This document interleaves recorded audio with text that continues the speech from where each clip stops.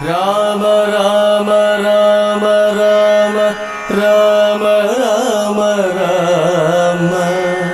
Rama Rama Rama Rama Rama Rama Rama. Valmiki Ramayanam is a monumental epic. It beautifully narrates the story and message of Sri Ram, an incarnation of Bhagavan Narayana. Sri Ram ruled the world 12,209 years BCE. Holding aloft the Vedic Dharma, Sri Ram lived the Vedic values that are inclusive of all and all life aspects of whole society and environment around. His rule, termed as Ram Raja, became a role model for the humanity for aeons. One of the most interesting parts of Ramayanam is Sri Ram and his army marching into Sri Lanka to rescue Sita Devi, held in captivity by Ravan. In a lighter note, it could be called as the first instance of an avatar going abroad.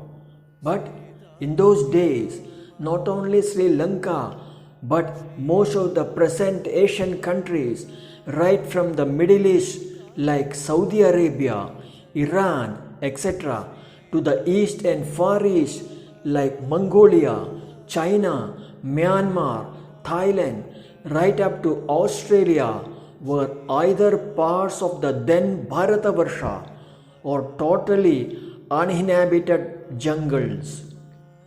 In the fierce war that took place, Sri Rama killed Ravan and rescued Sita. After settling the remaining issues there, as Sri Ram prepared to leave Sri Lanka, Lakshman had other ideas. Seeing the golden city of Sri Lanka, its glittering palaces and scenic, bountiful nature all around, Lakshman was perhaps in two minds to stay back in Sri Lanka or go back to Ayodhya. Unable to resist, he soon asked about it to Sri Rama.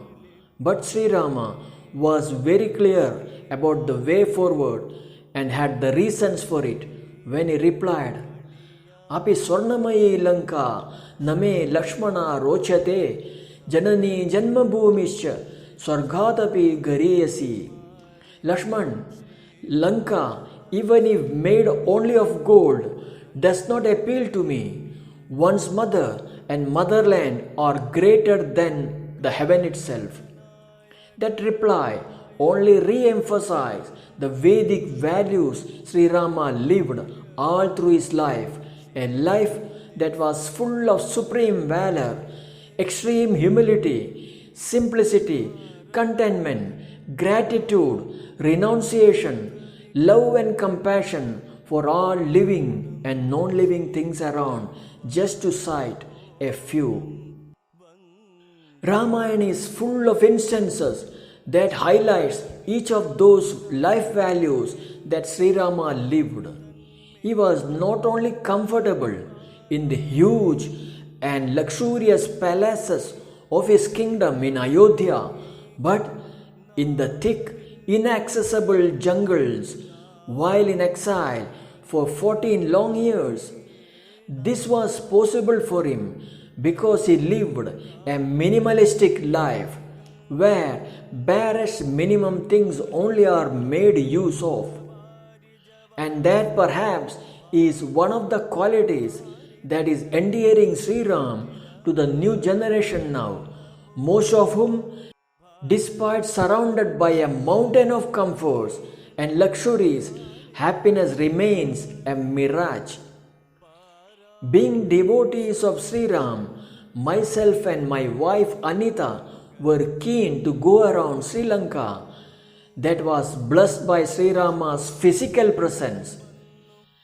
During the next few weeks, once a decision was taken, detailed plans were worked out for a 7-day pilgrimage to Sri Lanka. We decided to take the flight from Chennai as it offered the best timings to observe the monumental Sri Rama Setu. It is mentioned in the Ramayanam that it was constructed by Sri Rama's army in the confluence of the Indian Ocean and Bay of Bengal. The 30-mile long bridge from Dhanushkoti Islands in India to Talaimanar Islands in Sri Lanka was constructed under the leadership of Sri Rama by Nala and Neela, two civil engineers, to ferry the army and logistic support for the war ahead with Ravan to rescue Sita held in captive by him. The design and construction of the bridge was such that it remains intact even today despite the turbulent ocean around. Our flight from Chennai at 11 a.m. was chosen so that the bright sunlight, clear sky and the low tide would ensure seamless view of the iconic Sri Rama Setu that remained submerged during the high tides. On the appointed day, we boarded the flight with prayers in mind. We were soon immersed in our own worlds, ruminating the glorious life of Sri Rama, but occasionally peeping out of the windows to see the scenes down below. We did not have to wait, as within half an hour we were flying over the monumental Rameswaram island with the historical Sri Ramanatha Swami temple. The temple was constructed in a place where Sri Rama worshipped Shiva before embarking on the Lankan journey. The scenes below were breathtaking. We knew that we were soon to get a glimpse of the iconic Sri Rama Setu. That only heightened our level of interest, and we were keen to lock in the deep recesses of our mind every minute detail of it for many years to cherish.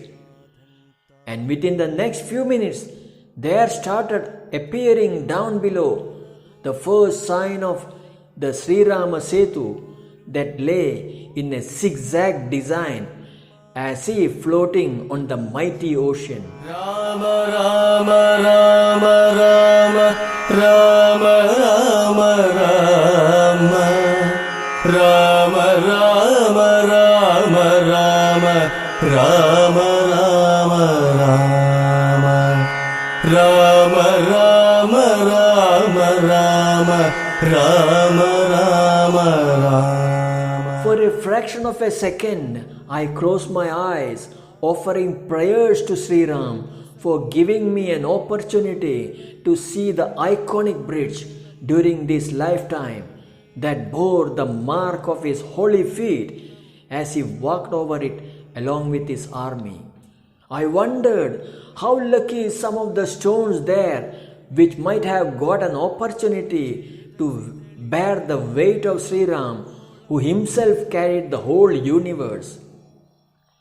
As I peered on the stunning views down, I was speechless as a serene, undescribable silence soon engulfed me.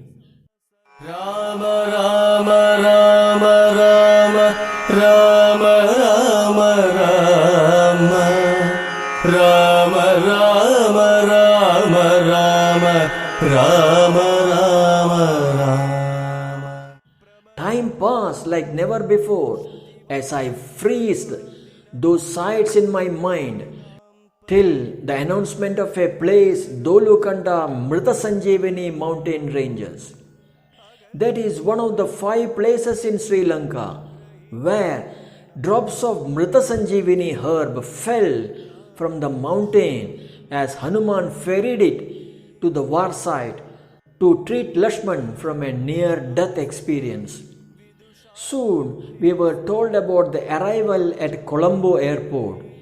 Getting down from the flight, we completed the formalities and soon checked into the nearest hotel. We had already made arrangements with a taxi driver for the next 7 days of our pilgrimage. That was the beginning of our pilgrimage into Sri Lanka.